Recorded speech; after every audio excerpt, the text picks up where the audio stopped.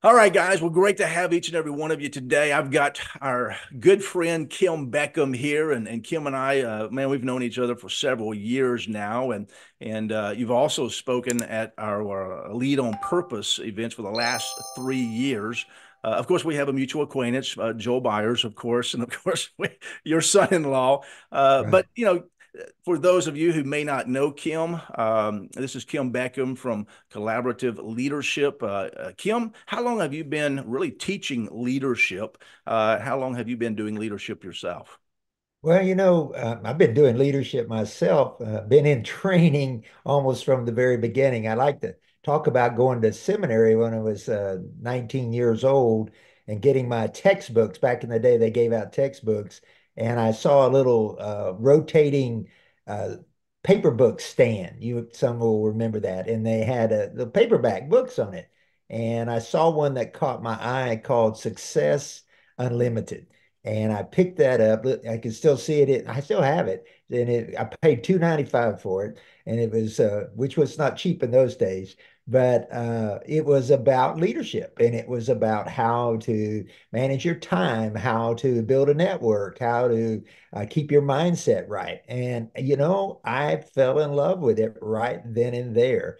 And all throughout my career as a pastor, I was very interested in learning about these concepts, and I began to follow not only spiritual leaders who gave me great insight in those matters, but also corporate leaders, people like Tony Robbins, people like Brian Tracy, people like John Maxwell. And I began to learn from them about how to be a better leader. And everything really changed in my life. And about 20 years ago, I took a leadership training program here in the city of Tyler called Leadership Tyler.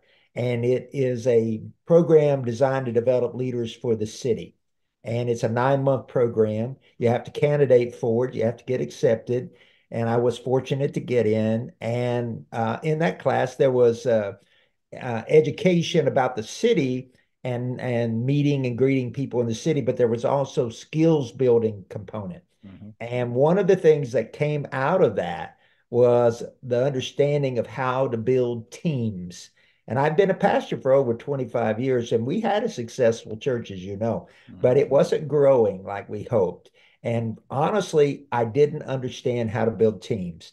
And once I learned that concept and learned to build teams, the church almost doubled in size in the next 5 years. And a lot of it, I give credit to it, was that program. And that reignited a fire within me to learn everything I could about leadership.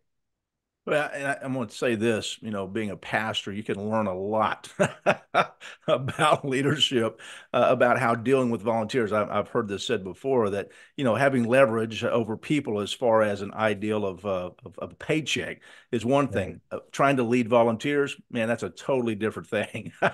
Absolutely. In fact, I give a speech when I get in corporate environments about how to get your employees to work like volunteers. Yes, Because yes. ultimately, all of those business people out there listening know this, that just if they're doing what you're paying them to do, unfortunately, a lot of people only do the minimum they have to do not to be fired.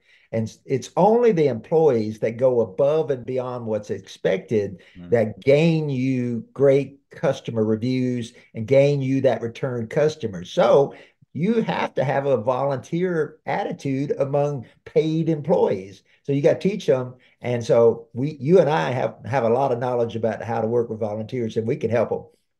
Yeah, exactly. And as you were talking about that, I was thinking, listening even through, some of your training that you have done that I've been able to listen to, and some of those in Tyler, and definitely at the Lead on Purpose events that we've had.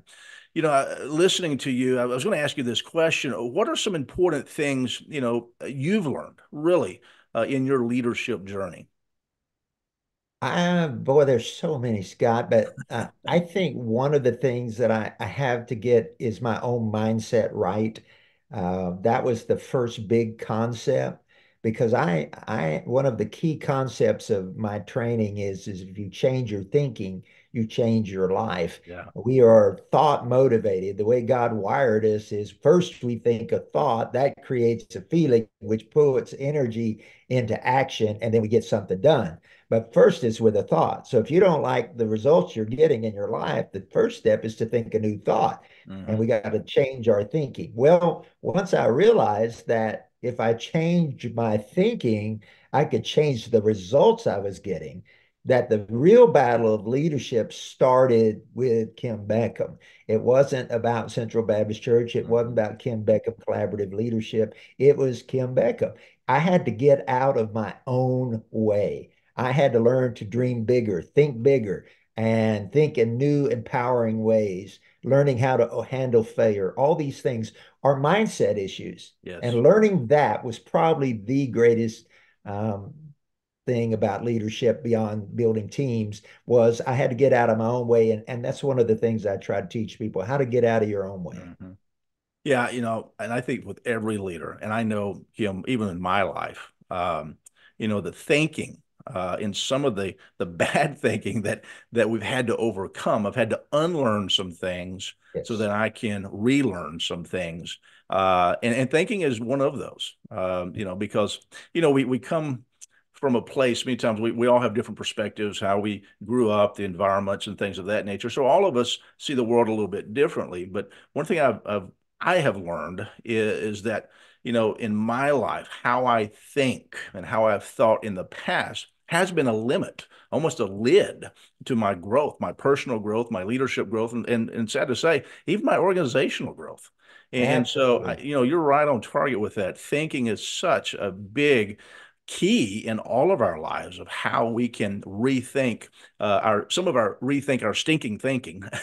Yeah, thank goodness for Zig Ziglar, our stinking Exactly. thinking.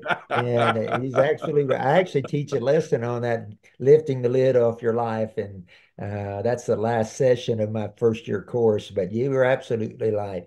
We can get that lid lifted. And even, that one of my favorite books is The Road Less Traveled by M. Yes. Scott Peck. Hmm. And that's really what that book is about. And the first part of that book is that you got to realize that even good parents, good teachers, Yes. good preachers that impacted us when they were young, even good people trying to do good work, had their own limitations in their thinking Right. imposed on them. And sometimes they pass down to us limitations.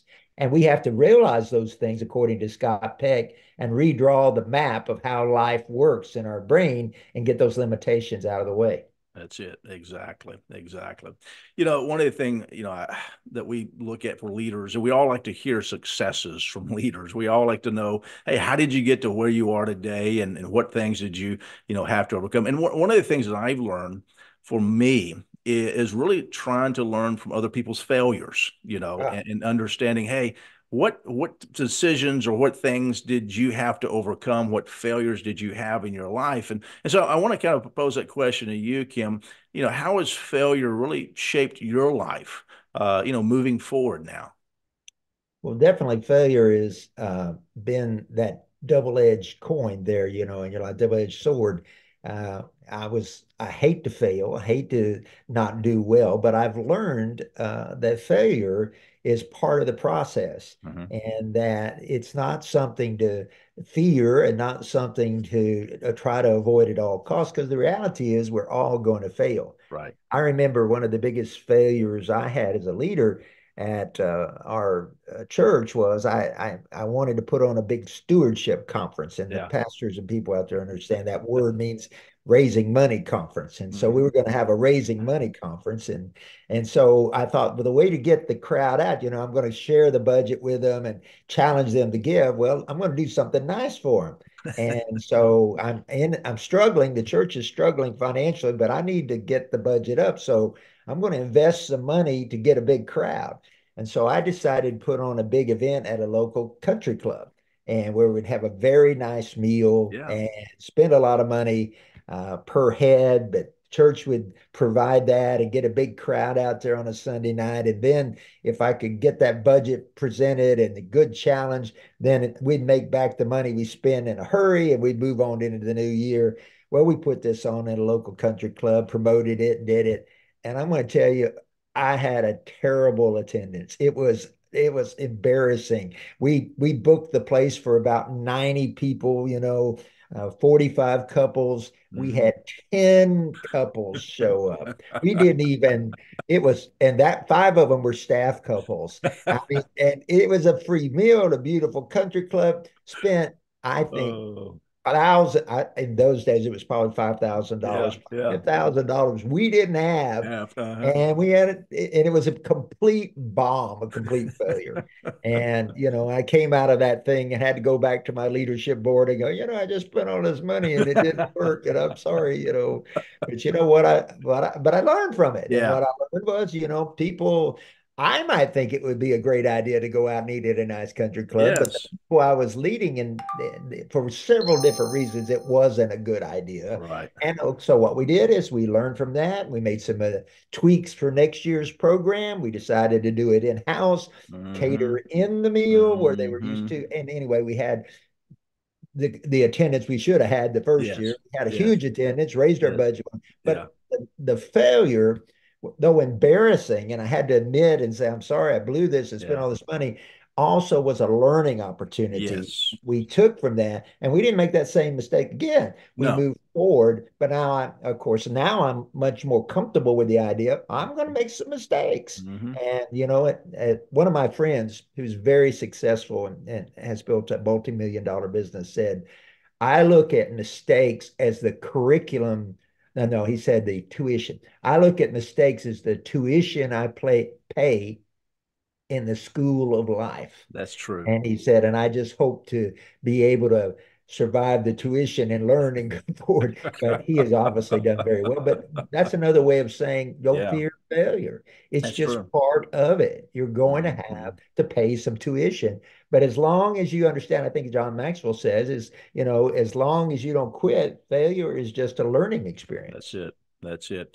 Yeah, and just talking about that, even with John Maxwell, fell fast, fell often, fell forward, and and I think here's the thing that I've seen within our culture today. Culture has such a fear of failure, Yeah. but one of the things that I and both of us talk about is really embracing fear, understanding that you really can't have success without fear of failure. Excuse me, of the different situation of having failure in our life. We have to have failure in our life to also have success in our life. Is what I was trying to say, because they go hand in hand.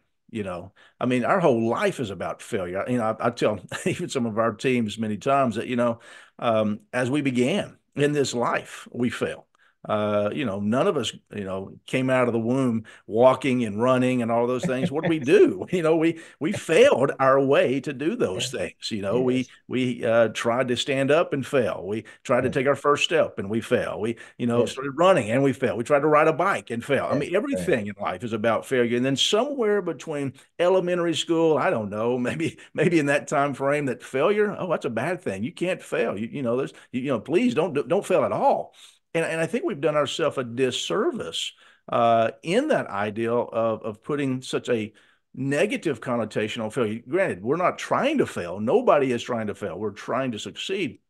But what I've seen in my life is understanding and giving myself grace to fail. And that's one thing that's been hard. I was talking about my thinking earlier, and that's one thing I've had to really overcome is, Scott, it's okay to fail. Don't try to fail by no means, but understand that failure is just part of the process of learning and growing. Yeah, there's been a lot of work done in the educational world, and I'm certainly not an expert about that. But the difference in how children, before they begin going to school, are willing to try things and do Yes. things and maybe think they're an artist and draw and do all Yes. and then they get in a classroom environment. And if they're not blessed with really great teachers, they can start getting this idea in their mind that what I used to enjoy to do, well, I'm not perfect at it. I'm a failure at Yeah. it. And Yeah. they'll stop drawing, and they'll Yes. stop singing, and they'll stop doing, oh, I'm just not good at that. Right. Right. And so our educational leaders are understanding that and trying to get better and Yes. making sure they don't do that. But I'll tell you one more story about failure. You'll appreciate this from your years in Mexico. I did a lot of trips to Mexico as a pastor, and I would try to show my solidarity with the people by trying to use a little bit of their language, even though I wasn't fluent. I spoke a little Spanglish, if you will. Yeah. Yes. And so I was speaking to an interpreter one time to a large group in a Hispanic church there. And I kept throwing in little words that I thought were Spanish, working. And so I made a mistake and I was telling them about I was embarrassed at the mistake, but I kept using the Spanish word embarazado. I said, Yeah. I'm embarazado, I'm embarazado. Well, I noticed the crowd was putting, and laughing and kind Yeah. of getting Yeah. smiles on their faces and behind they got laughing at me and I go, what in the world? And finally the interpreter said, don't Don't say say that word. embarazado. And I said, why not? He said, it means you're pregnant. Pregnant. And I thought it meant I was embarrassed, being an American. I put an O in the end. So this is what it meant. Yeah. But you know what? I didn't give up. I didn't No. quit speaking. No. I continued speaking and I continued trying to use a few That's it. Spanish words That's along the it. way. And people were graceful and they appreciated my attempt at trying Attempt. and they got Yeah. a nice little laugh out of it. Yeah, I'm going to tell you, that was one of the hardest things for me is to learn a new language. We went to language school before we became missionaries to Saltillo, Mexico, and we spent 9 months in language school. And I'm going to tell you, talking about failure, yeah, when you have to get it in front of the class and try to speak Spanish in front of your peers, oh man, yeah, and then go out into Mexico itself, where hey, it's natural, this is their first language, and try to speak, and you just say, I'm going to butcher this language up, but here's the interesting thing I've learned, and you did too, is that people give us grace. They do. And just as you made mention about the church and what happened there with the country club, people gave you grace. Right. And one thing I know is as leaders, when we're open and honest with people and we say, hey, we're not perfect, we're going to make mistakes. I'm going to have to learn how to deal with my mistakes. I need your grace. I need your forgiveness Yes. as a leader, to as we move forward in this organization, business, whatever the case may be. That is definitely one thing I have learned about that, Kim, is just allowing people the opportunity to give you grace and to give you Right. mercy. Because, there's I one think, thing. yeah. Go I ahead. think that's a great distinction you're making there, Scott. And, I I really believe that the best leaders are okay with sharing when Yeah. they mess up. Yeah. I learned that my church did not would not be angry at me or would not be frustrated if I owned up to it. Yes. That's I it. just said, "Hey, because they knew my heart. They knew I was trying. Right. They knew as long as I wasn't hiding anything, as Hmm. long as I was just going and taking ownership of it myself, Right. not trying to blame it on somebody else. This Hmm. was my mistake. I blew Hmm. it. Here I am. Sorry about that. They would give me grace for that. Yes. Yes. And in fact, it actually increased my leadership because they could Hmm. say, okay, pastor does make mistakes, but he also knows how to respond to a mistake and he Exactly. knows how to be honest about it and Right. move forward. That is so true. Yeah, that is definitely a wonderful trait in a good leader and a great leader is to own that mistake, take responsibility, ask for forgiveness, and move forward. And so I think that's important. Let me ask you this, Kim. What are you reading now? What books are you Well, reading now? there's two primary books that, of course, I'm reading them. I have about like a lot of leaders. I have a lot of books I'm reading at the same time. Yeah. I usually have about four books that I'm reading, and some are in the area of leadership always, and some I have a book club I meet with, and we're always reading a book, business and leadership once a month, and doing that. But I also do some personal reading and Hmm. but anyway, there's two main books that, as far as our people listening to us today, one of them, and I've got a copy of it here. I'll hold it up. I don't know if you can see it in this Yeah. light. Seth Godwin's new Hmm. book called What to Do When It's Your Turn. Yeah. And it's a great book. It's an unusual book in the way that it's written.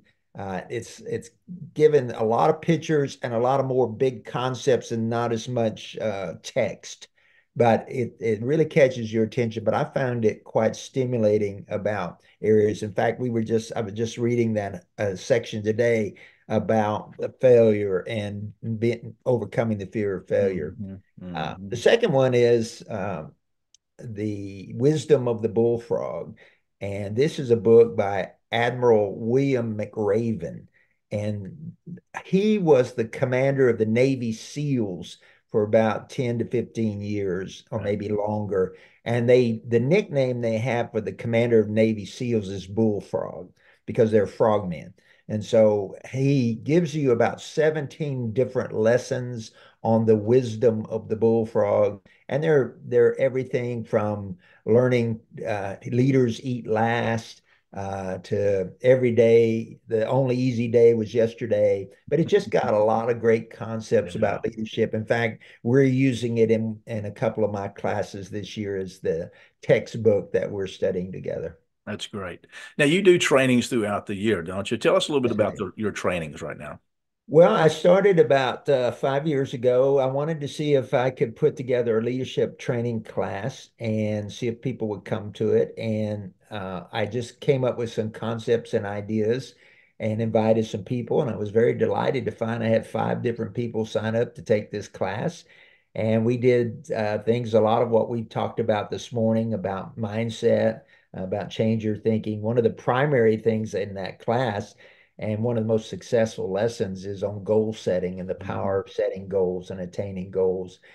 We did things like networking, time management, uh, overcoming failure, and limiting beliefs. So, anyway, we did this once a month for 9 months. We would meet over the lunch hour, and then I would assign a book to read that we would read together, like I Right. just talked about, and then also a podcast for them to listen to. And so Hmm. part of the hour and a half class was discussing what we learned from the podcast, discussing what we learned from leadership, the book that we were reading, and then a lecture that I would give on one of those topics. And then we would close it out and we'd meet once a month and there'd be personal accountability. Well, I was so excited. 5 people came, and when I got finished, they wanted to keep going. So I wrote a second year's curriculum. We created a new first year class and did a Mhm. second year curriculum. And now I'm up to 4 years worth of curriculum and 4 years worth of classes, actually 5 years worth of classes, but we continued on. So now I had last year, the new classes actually start tomorrow. Oh, wow. And Good. I have 4 different classes that I do, and they're called Proven Tools, Deeper Dive, Upper Level, and Mastermind. And they're all courses that meet Mhm. once a month for an hour and a half over the course of 9 months. Oh, that's great. That's great. Now, if people wanted to get a hold of you, Kim, or wanted to know more about you, what's the best way to get a hold of you?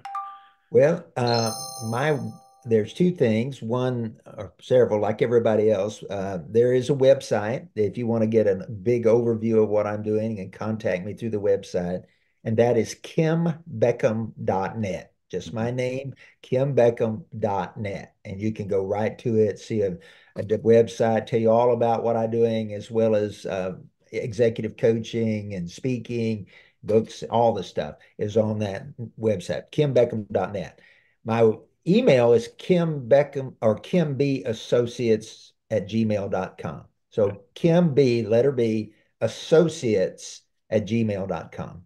Okay. And then, of course, my phone number 903 571 8442 goes right to my cell phone. Be glad to talk to you. 903 571 8442. Perfect. Perfect. Yeah, and we'll put those down in the link below this video so people, anybody, any of you who would like to reach out to Kim and know more about him and what his lessons and trainings are about, definitely you can click on those links and get that information as well. Let me ask you Scott, if one I, more. Go ahead. well, Go can ahead, I Kim. share one more thing before we Yeah. move? One of the things that came out of those courses Hmm. is a new business venture that's really become good for us. And that's actually taking these courses into businesses Yes. rather than them coming to the classes. And I Hmm. now have 2 businesses that we've had for 2 years and 3 more that are probably going to join this year where I actually go to their business and teach that material in their businesses. And we're now up to 3 years worth of classes in those Wow. businesses. And they're seeing some really good results. In fact, on the website, on the reference page, you can see the testimonial of some of those business leaders Hmm. of the impact it's Hmm. had on their business. Well, and that's the whole point of why we do what we do, and it, Kim, is it's results. It's helping people, helping all of you to grow and become better, to share some things that we've learned and are still learning, but to share how those things have changed our life, so that those things can help and change not only individuals, but I mean that overflows into companies, organizations, whether that be for profit or even nonprofit. And we've seen both changes and results in people's lives and organizations' lives as well. So let me ask you this real quick, and we'll kind of finish with this question. We've talked about failures, we talked about some of the successes and some of the things you've done, but if you were to name one thing, one thing, what is the greatest thing that you have learned or gained or gleaned really in your life, whether that be in leadership, whether that be personal, even spiritual, whatever that may be? Kim, what is one thing, the greatest thing that you've ever learned or taken away so far in your life? Well, boy, that's a It's a huge tough question. I question. know it I would is. really like to give you about 10 things, I know you. but Well, you give me a couple. and It's okay. certainly things are still learning. I think right now the reminder is of the core value of being of service. And Yes. in fact, now I've had a great, for all you business owners out there, I've learned a great respect and understanding of what it is to be responsible for a business. I spent a lot of years in the church and pastorate, and I understand about being responsible for a church. But Mm, it has been a new experience to be a small business owner yeah. myself and have to have people decide to spend money on my product Right. in order for me to take care of my family, in order Yes. for me to reach my goals. And that has created some new thinking in my head and Hmm. reminder of the old thinking. And the old thinking is this: we are left here for the purpose of service, Yeah. serving God and serving man.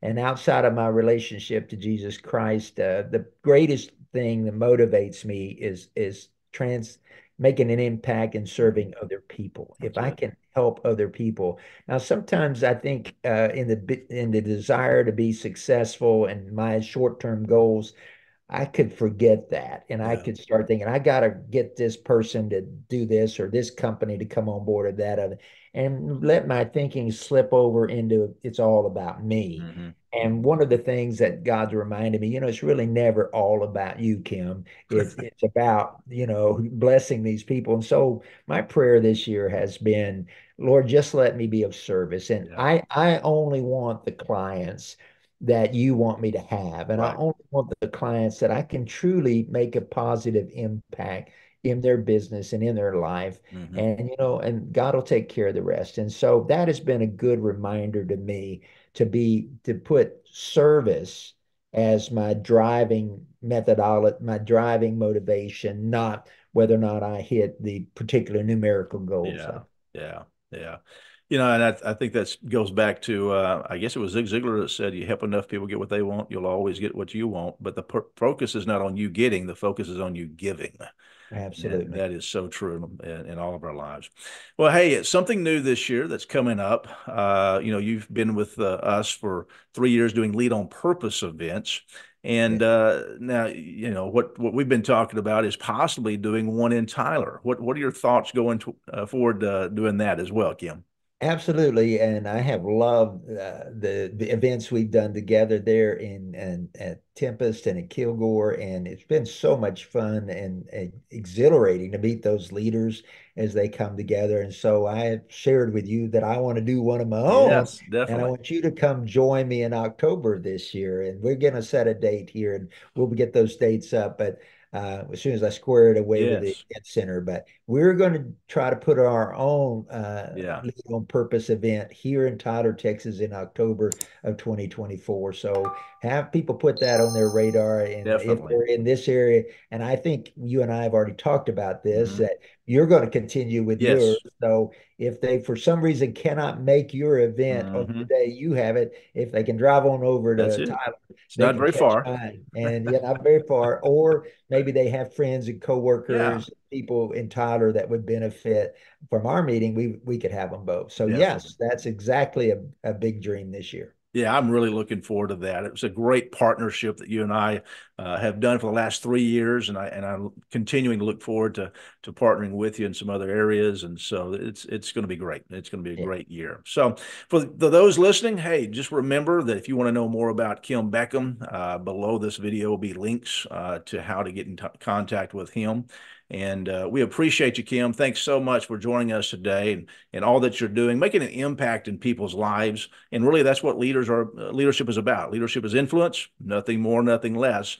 And you're doing a phenomenal job making an impact in people's lives. So we appreciate you and all that you do. And so we look forward to seeing all of you guys the next time that we do some more conversations with some other leaders. And so for now, have a great day. We'll talk to you soon. Keep moving forward. God bless.